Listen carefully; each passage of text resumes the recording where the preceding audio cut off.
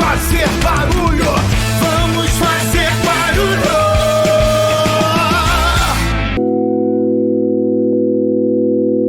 Em cada novo dia, que em cada amanhecer, o meu primeiro olhar encontre sempre o teu. Em cada madrugada, que em cada anoitecer, meu último desejo seja em ti me perder, me lançar no mar do teu coração, me guardar na segurança de tuas mãos, me confiar ao teu amor.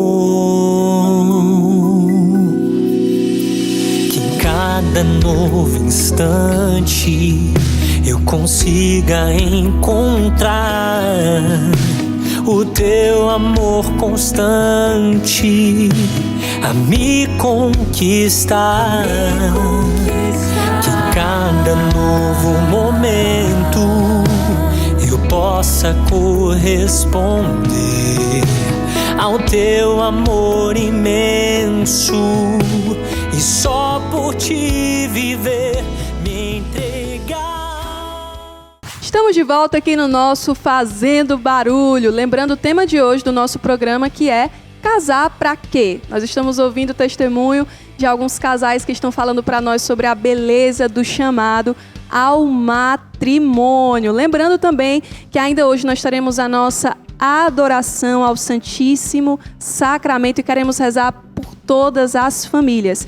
E já que eu estou falando de testemunho, olha um testemunho super legal que esse livro, No Sim de Cada Dia, traz. É um produto da livraria Shalom e você que está em casa pode adquirir esse livro. Ele traz o testemunho do Daniel Ramos, da Luciane Fontes Ramos. São os irmãos da comunidade Shalom que trazem a intimidade deles aqui nesse livro.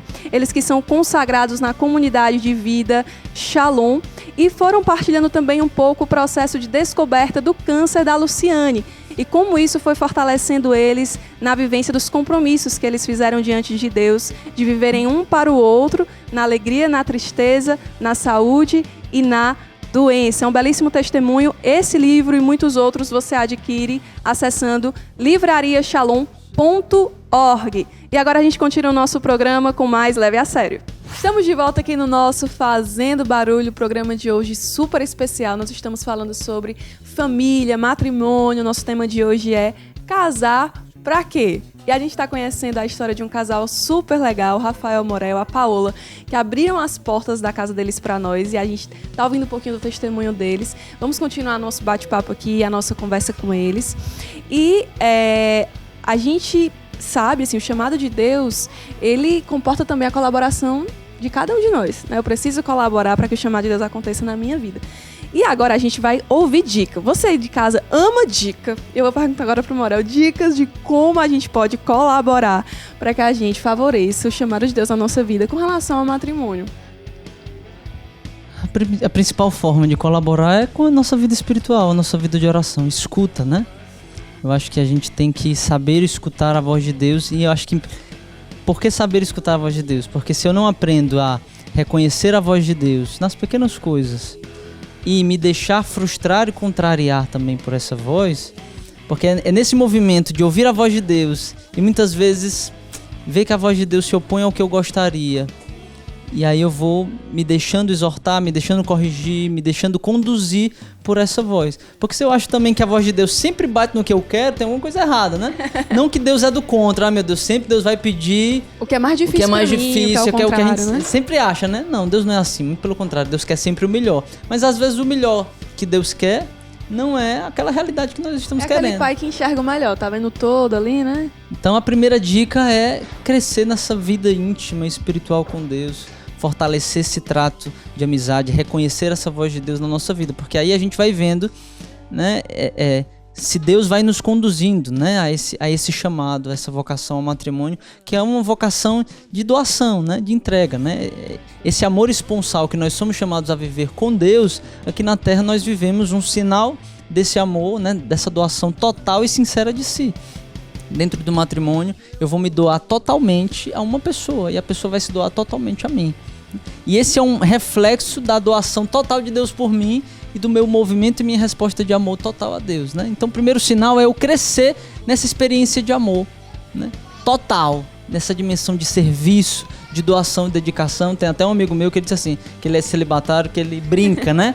Ele brinca dizendo que, rapaz, eu descobri que eu não era para casar quando eu senti que eu tinha uma certa dificuldade, eu tinha uma paquera e eu não quis dar o chocolate pra ela não, eu quis foi comer. Aí eu disse, não, mas isso aí não é critério de discernimento não, eu brinquei, né? Mas é muito esse movimento assim, eu sei que a minha vida vai ser para que eu me dedique, para que eu me doe, né? Primeiro para minha esposa, depois para os meus filhos. Então é uma vida de saída de si, que eu já tenho que, como dica, né? A primeira dica é crescer espiritualmente, a segunda dica é me colocar em um contínuo movimento de oferta e de saída. Já. Porque o matrimônio ele vai ser esse movimento contínuo, né? É pensar em si mesmo o tempo inteiro, né? Porque senão o choque vai ser muito grande. Se você vive pra si durante toda a sua vida, enquanto solteiro, você só se ocupa com você, com suas vontades, seus prazeres, você só se ocupa disso, quando você casar, aquilo ali vai ser um choque. E até a ideia também que a gente tem às vezes no casamento. Eu quero uma pessoa pra mim. Eu quero a minha pessoa pra eu me realizar, pra eu ser feliz na vida. Né? Eu quero ser feliz, eu preciso de alguém. Existe uma busca muito grande da felicidade, né? Hoje a gente vê, hoje não, né? Mas eu quero ser feliz, às vezes, a todo custo, né? Então, se o matrimônio, eu busco a minha felicidade, ele vai buscar a felicidade dele também. E assim a gente se desencontra. Né? Eu até uma vez, a gente numa conversa, né, muito tempo atrás, eu falei que uma família é como se fosse uma terra sem muro, onde o meu esposo e os meus filhos, eles estão no centro. E se eu vou olhando para fora, né, vou olhando para mim, eu vou me perdendo, eu vou me afastando, e eu vou para tão longe, que quando eu tentar olhar para dentro, eu nem vou enxergar eles mais. Então, assim, eu tenho que estar buscando sempre o centro, e Deus está ali naquele centro, né? Tenho que estar buscando caminhar em direção àquilo, em direção a eles, em direção a Deus, né? Se eu busco a felicidade dele, ele busca a minha, a gente vai ser feliz, né? Se eu busco a felicidade dos meus filhos em primeiro lugar do que a minha, eu vou fazer meus filhos felizes. E o que é que faz uma mãe mais feliz do que ver os filhos felizes, né? Então, assim, é isso. Se eu busco a felicidade do outro, eu vou encontrar a minha. Mas eu também não posso buscar o outro, eu vou buscar a felicidade dele, porque já eu vou achar a minha. Não. É um movimento natural, né? E eu acho também que escutar testemunhos como o de vocês e também de outras pessoas que buscam viver, né, de fato o sacramento do matrimônio com os desafios e graças se comporta, vai conviver com a família, vai ver como é o dia a dia de um pai e de uma mãe, e ver se aquilo ali corresponde também, se você se identifica, se aquilo ali corresponde a um anseio do seu coração também de querer servir a Deus dessa forma, né? A gente lembrando aqui também que o matrimônio é esse serviço, acima de tudo, é um serviço a Deus, né? E uma dica importante é o exercício da castidade, né? Por quê? Porque é no exercício da castidade, na busca, no esforço por viver a castidade, que eu vou me tornando capaz de me doar totalmente, integralmente a uma pessoa, né? Quando eu não vivo a castidade, eu vou ter a dificuldade de me dedicar a uma pessoa só, né? Assim, eu vou querendo, eu quero me relacionar com várias pessoas ao mesmo tempo. Então, normalmente as pessoas vivem no mundo nessa dimensão de, vou me relacionar, vou me permitir. E às vezes vai se perdendo essa capacidade de doação íntegra e total àquela pessoa, a capacidade de ser fiel, né? Se eu não exercito essa capacidade de ser fiel a alguém, né, de me dedicar a alguém, na hora de casar, aí a gente vê, né, os conflitos, as dificuldades, os desafios de fidelidade. Isso já precisa ser vivido, buscado e exercido dentro de um caminho de namoro. E a castidade vai me ensinando esse movimento de continência, vai me ensinando essa dimensão de doação para o outro, vai me ensinando a abrir mão ali daquele meu desejo, né? Para que eu possa me doar e me dedicar àquela pessoa, né? Ser fiel a ela. Então esse movimento também é muito importante. A gente sabe que tem muita gente também que, tipo, opta por morar junto ali, vamos aqui juntar juntar nossas coisinhas e vamos morar junto. E, às vezes, acaba não tendo a bênção de Deus, né? A celebração do matrimônio diante de um sacerdote e tudo mais. Qual a diferença, né? O que é que impacta viver esse momento, se preparar bem, se preparar naquele período do noivado? O que é que isso impacta na vida de quem se sente chamado ao matrimônio, né? Que diferença faz essa bênção de Deus? A diferença é que o matrimônio ele não é possível sem a graça de Deus, né? A principal coisa é realmente a graça. Né? Ele Você não é está sob a possível. graça. Isso faz toda a diferença. Não. Isso me faz caminhar. Eu não caminho só. Não somos só nós dois. Ou muitas vezes em muitos casamentos, né? Como se a pessoa estivesse sozinha, né? Eu não caminho assim, né? Deus está aqui com a mão dele sobre mim. Né? E isso faz... E o sacramento, existe uma força sobre o sacramento, sobre todos os sacramentos, né? E sobre o sacramento do matrimônio existe uma força ali, né? Existe uma graça especial que só é dada naquele momento, né? Não vai ser numa oração, vamos rezar nós dois, a gente vai receber agora essa graça que Deus vai dar. Não, né? Ou então apenas o padre vai abençoar que essas alianças que a gente trouxe já serviu. Não serviu, né? Existe uma graça sobrenatural e especial no sacramento do matrimônio, que faz toda a diferença na minha caminhada, no que isso no dia a dia, na missão, né? no que vai, como eu vou construir aquilo dali pra frente. Né? Não é apenas uma... Como é que se diz? Não é um empreendimento humano, não, porque o matrimônio ele não é possível se viver na sua integridade sem Deus. Porque é Deus que me coloca numa dinâmica de doação total e de sacrifício, né? No qual, na verdade, a nossa vida foi feita para sacrificar. Não é possível, né? também, porque somos muito diferentes. Até se for casar um homem e uma mulher muito iguais, não vai dar certo. São iguais, então o que você não gosta, eu também não gosto. O que você gosta demais, eu gosto também. A oportunidade também. de crescer e de se acolher, né? Então, não dá, assim. Então, geralmente, são pessoas muito diferentes, né? Então, se não tem Deus ali pra me dar uma graça de perceber que eu tenho que, muitas vezes, me baixar, né? Me colocar a serviço. Saber que a minha vontade, ela não prevalece, né? A reconciliação. A reconciliação, o perdão, o diálogo. Ali, a minha humanidade sozinha, ela não entende isso daí, não. Né? A não ser que seja uma pessoa que é muito santa e assim, talvez nem saiba, né? Mas nós, humanos, até mesmo a gente que caminha com Deus, a gente é muito fraco. Então a gente tá o tempo todo enxergando mais defeito do que qualidade. Então se a gente não tem a Deus, vira uma guerra, né? Vira um duelo no lugar de ser um casamento. Tem uma frase de Santo Agostinho que eu gosto muito, que ele diz assim: o segredo da felicidade consiste em continuar a desejar o que já se possui, né? Por quê? Porque muitas vezes eu começo, depois, assim, eu desejo algo, quando eu possuo aquilo, eu deixo de desejar e passo a desejar outra coisa. Esse movimento, que é um movimento do mundo, né? Onde eu desejo um carro. Na hora que eu adquiro o carro, eu já começo a não desejar mais tanto esse carro. Eu quero outro carro, outro modelo. E assim vai. Uma busca constante de novidade, né, que a gente tem. Uma sede insaciável de felicidade, né? Mas aí Santo Agostinho vai falar: o segredo da felicidade consiste em continuar a desejar o que já se possui. E ser grato por isso, né? No sentido de daquilo que eu já possuo, que é Deus, né? Mas também de valorizar o que eu já tenho, o que Deus me concedeu. Não é no sentido também de não ter sadias ambições de crescer profissionalmente, financeiramente, espiritualmente. Não é nesse sentido, mas é de olhar para dentro, reconhecer, valorizar o que eu já tenho e não me voltar o tempo inteiro para fora, desejar fora, né? Porque esse é o perigo na dimensão matrimonial, né? É quando eu vivencio diante dos conflitos, das crises, dos desentendimentos, eu começo a olhar para fora, eu começo a pensar em mim. Eu não entendo essa dinâmica de doação, de serviço, de oferta, de cruz, de sacrifício, que me leva a suportar os desafios e que torna belo essa dinâmica, né? Porque se eu for apenas me relacionar como referência para o meu prazer, eu vou ficar trocando de perde completamente aquele eu vou estar sempre chamado, buscando, né? Aquele norte que faz parte desse chamado ao matrimônio.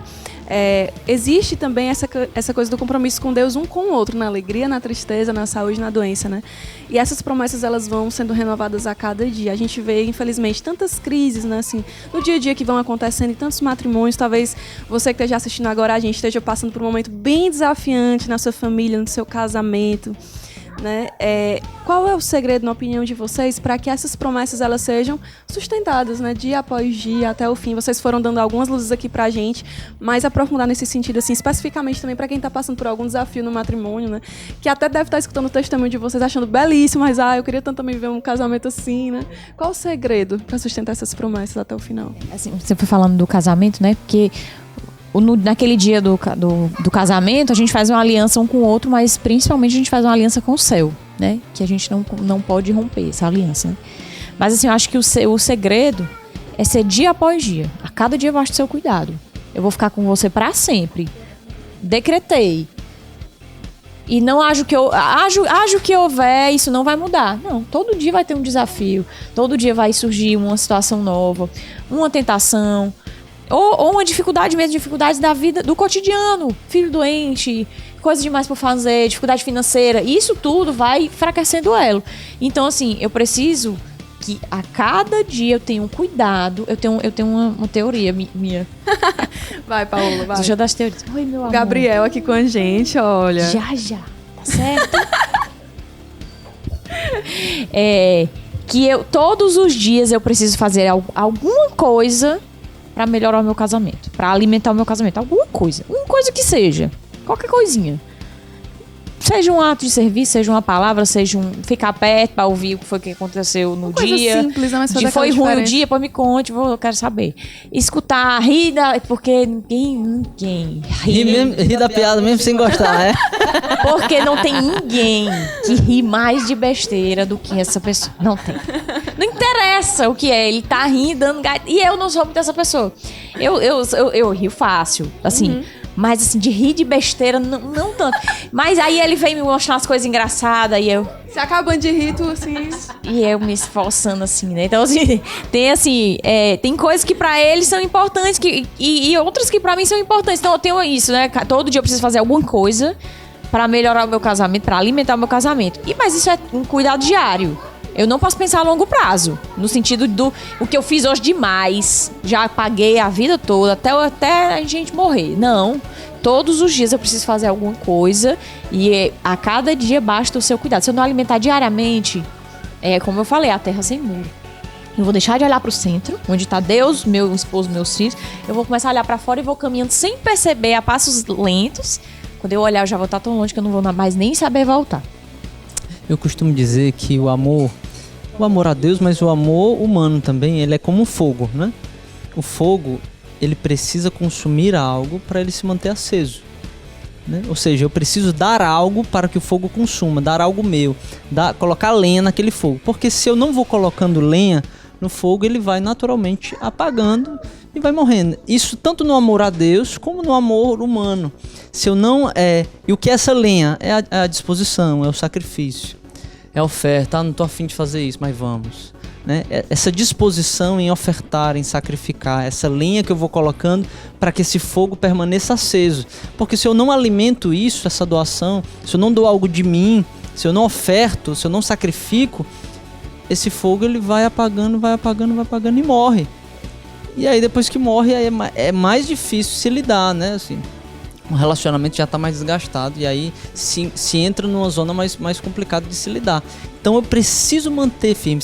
Então, para mim, isso me ajuda muito a refletir, né? Assim, manter aceso esse fogo nessa via de doação, de sacrifício, né? Como ela disse, todo dia estar preocupado em fazer alguma coisa, me doar, me sacrificar em algum ponto, porque ao mesmo tempo que isso me tira de mim, ao mesmo tempo isso me realiza, né? Porque porque é próprio do amor se sacrificar, é próprio do amor viver esse movimento de sacrifício. Então isso nos tira de nós e ao mesmo tempo isso vai nos realizando e nos dando sentido. A gente agora vai conhecer um testemunho, na verdade conhecer não, continuar conhecendo o testemunho da Carol e do Antônio. Vocês conhecem a Carol e Antônio Marcos? Sim, demais. Saudades. Saudades. Você aí de casa também tá com saudade deles. E eles estão vivendo um novo tempo na vida deles, com a chegada da primeira filha, o tempo também de amadurecer nesse chamado ao matrimônio. Eu quero convidar vocês para conhecer um pouquinho mais como está sendo a vida deles lá em Brasília. Vamos lá! Oi, gente, meu nome é Carol. Meu nome é Antônio. Nós somos consagrados na comunidade Shalom, como comunidade Aliança. Somos casados e somos os pais da Clara Tereza, nossa filhinha que tem 8 meses de vida. Hoje a gente mora em Brasília, mas nós morávamos em Fortaleza. Antes de Fortaleza eu estava no Rio, ela em Salvador. A gente passou por um namoro à distância. Depois, Uma vida missionária. Uma vida missionária. E o que mudou depois que a gente casou? O que mudou depois que a gente casou? Assim, pessoalmente, eu acho que uma das coisas que mudam de primeira é você viver de fato a vida a dois ali, né? No namoro a gente vive um pouco disso, no noivado a gente vai intensificando em vista do planejamento, do casamento e tudo mais, mas ainda são duas pessoas. E quando vocês se casam, né? Quando a gente se casou, eu acho que a gente experimenta essa unidade de maneira mais intensa, né? Quando a gente lê ali nas escrituras que de fato 2 se tornarão um, não é uma poesia simplesmente, é algo real, né? Nós nos tornamos um só, em tudo, né? Eu falo pra ele que a nossa privacidade, a nossa vivência em casa, tudo vai mudando. Eu deixei de ter o meu quarto para ter o nosso quarto, deixou de ser minha casa para ser nossa casa, deixou de ser simplesmente as minhas decisões para serem as nossas decisões, porque tudo impactava na nossa família como um todo, tudo que a gente fazia, tudo que a gente escolhia, a partir daquele passo ali, né, a partir da vivência do sacramento, tudo passou a ser nós. E se éramos, e isso eu acho que causa uma grande experiência de esvaziamento, porque você vai vivendo esse deixar a sua vontade ser soberana para se dar em vista de outra pessoa. Aí intensifica ainda mais quando nasce o primeiro filho, porque agora... Que também é uma decisão dos dois. No nosso caso, a gente esperava ter o nosso primeiro filho, ou a nossa primeira filha, depois de 2 ou 3 anos de casados, no nosso planejamento, assim, né? E aí, com a pandemia, algumas coisas aconteceram e a gente foi caindo na realidade de que essa vida abandonada precisava ser abandonada de fato. E aí a gente se abriu a vida mesmo, falamos, vamos ter um filho agora, não tem por que a gente ficar colocando empecilho. E aí veio a Clara, nossa primeira filha, e aí muda completamente. Porque de vontades separadas, de uma vontade, agora essa uma vontade dos dois passa a ser tudo em vista dela. Tudo muda a partir da chegada da Clara. Um exemplo disso é nós somos, como falamos, né, somos consagrados da comunidade Shalom, e a nossa expectativa era viver a nossa Semana Santa junto com a comunidade, no retiro, com a comunidade aqui em Brasília, que nós nos mudamos para Brasília. E aí na Quinta-feira Santa, a nossa pequena ficou com febre, e nós passamos nosso final de semana, né, quinta, sexta, sábado e domingo de ressurreição, cuidando da saúde dela, em casa, participando do retiro da comunidade Shalom online. Graças a Deus nós tivemos essa oportunidade, mas tivemos que morrer na nossa vontade de estar junto com os nossos irmãos, em comunidade. Para quem é da comunidade sabe o quão é importante esse retiro pra gente, mas a nossa realidade pediu que nós estivéssemos juntos aqui cuidando dela. Um dos pequenos e muitos desafios que vão aparecer aí pela frente da gente morrer para nossa vontade, para poder cuidar da nossa filha e também, obviamente, da nossa família. Eu acho que a maternidade, a paternidade é uma escola de vida espiritual também, assim, à medida em que vão acontecendo coisas e a gente vai aqui, que ela vai crescendo e vai necessitando da gente. Às vezes é uma coisa que noites em claro, por exemplo, né? A gente tá ali morrendo de sono, mas a gente precisa fazer o que tem que ser feito porque ela não tem outra pessoa para ela socorrer, para ela pedir socorro, né? Somos nós o socorro dela.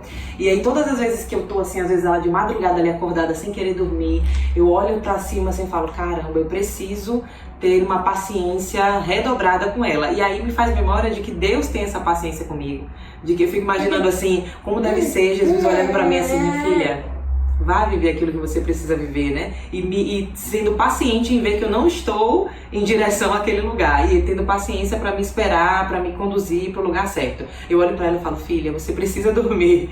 Mas ela não quer dormir. Eu falo, então pacientemente eu vou ficar aqui com você até que você pegue no sono. É uma escola diária, assim. Ave Maria, paternidade e maternidade ensinam muito, com certeza. Mas isso aqui é um diploma.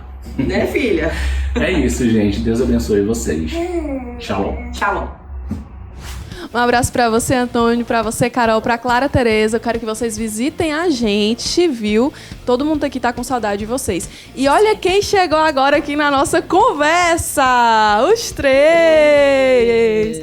Vamos agora apresentar os três pra quem tá assistindo a gente agora. Começando aqui. Esse aqui é o... Seu nome? João É tímido que quase que não Rafael. fala.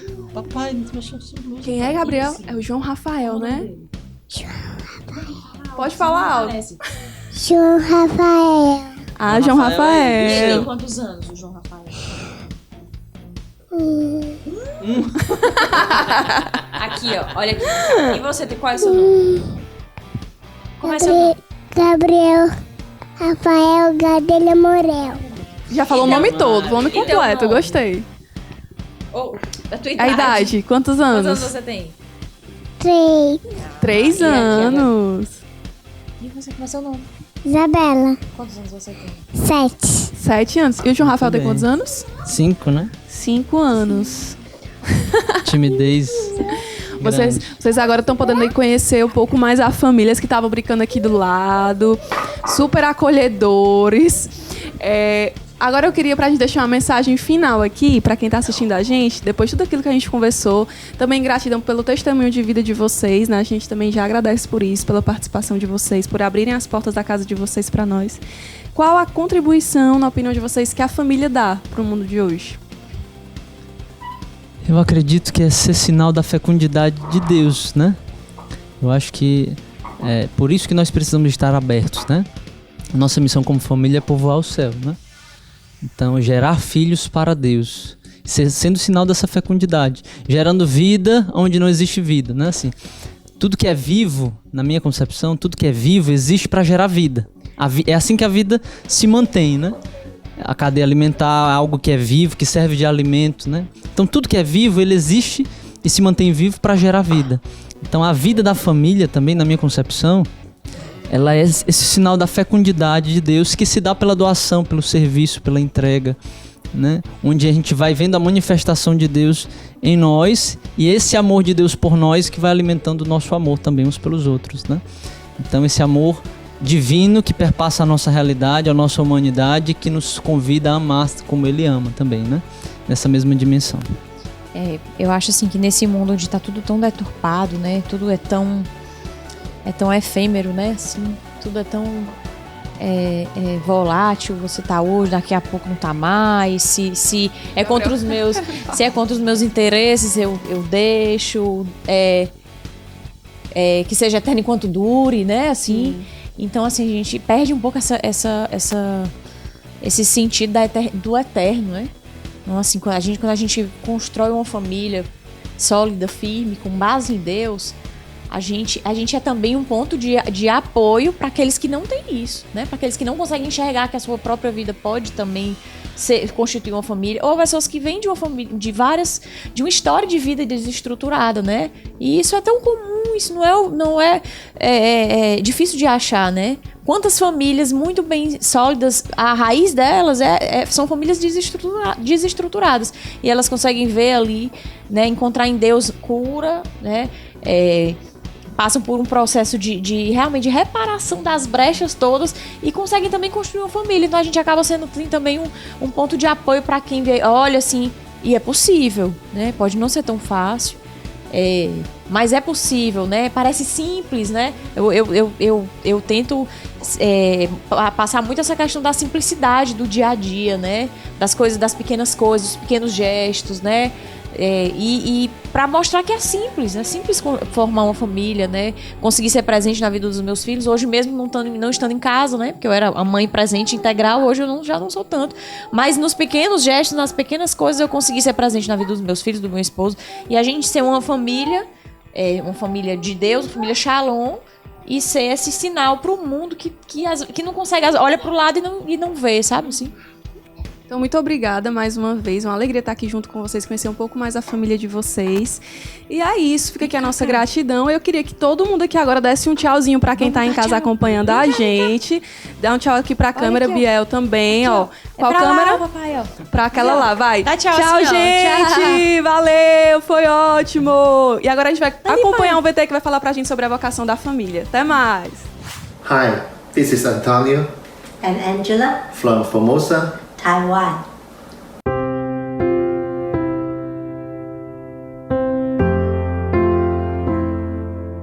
For us, family is vocation. Con lo stesso sguardo di tenerezza e misericordia che aveva Gesù, la Chiesa vuole accompagnare le famiglie e fare sì che ogni famiglia sia un pilastro dell'evangelizzazione. Voglio dirvi una cosa, con il sacramento del matrimonio ogni famiglia riceve la grazia per diventare una luce nel buio del mondo. After 31 years matrimonial life, we found sacramental grace of marriage is making things possible with Jesus. I was told it is impossible to have babies when I was young, but finally we've got 3 children. For me, I got the power from Holy Spirit to accept our difference and limitation of each other. I learned how to compromise honestly. I learned how to listen the feeling of Angela and our children. Conoscete qualche coppia di sposi santi? Sono numerosi i processi di beatificazione per gli sposi santi. Santi in quanti sposi, santi insieme, sia il marito sia la moglie. Persone normali, gente comune che attraverso il matrimonio ha testimoniato l'amore di Gesù. Ognuno dei vostri matrimoni può essere santo, se lo desiderate. Voi sposi siete come consacrati e siete essenziali per costruire la Chiesa. As mentioned in Amari Laetitia, marriage is also the path of holiness. Yes, sometimes it was difficult and critical, just like the vocation life. We put family in the first priority other than our personal favor or career. 20 years ago, I decided not to work in China so I can stay with my family. For me, that was too difficult to compromise, but it works. Ogni famiglia è un bene, una forza per la Chiesa, la bellezza del dono che si genera dentro delle famiglie, la gioia per la vita che nasce e la cura dei piccoli, dei malati e degli anziani rendono ogni famiglia insostituibile, non solo nella Chiesa ma anche nella società intera. Ecco perché la Chiesa è famiglia di famiglie, arricchita del contributo di ciascuno di voi.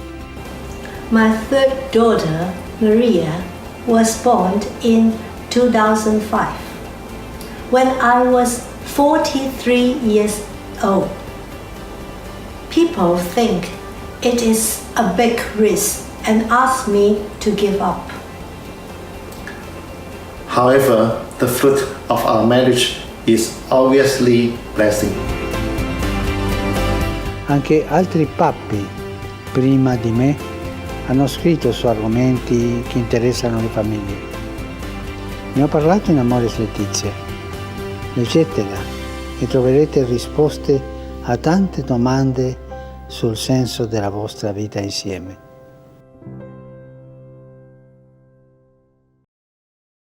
Papa Francisco nos disse que a família é uma força para a igreja. E daí vale também a nossa intercessão, a nossa oração pela nossa família e por todas as outras. A gente sabe dos combates que as famílias vivem nos tempos de hoje. E nós queremos convidar todos vocês a estarem conosco no próximo bloco, na nossa adoração ao Santíssimo Sacramento. Você pode já enviar aí sua intenção de oração no chat do YouTube, coloque sua família, coloque seus filhos. Queremos rezar por todos vocês.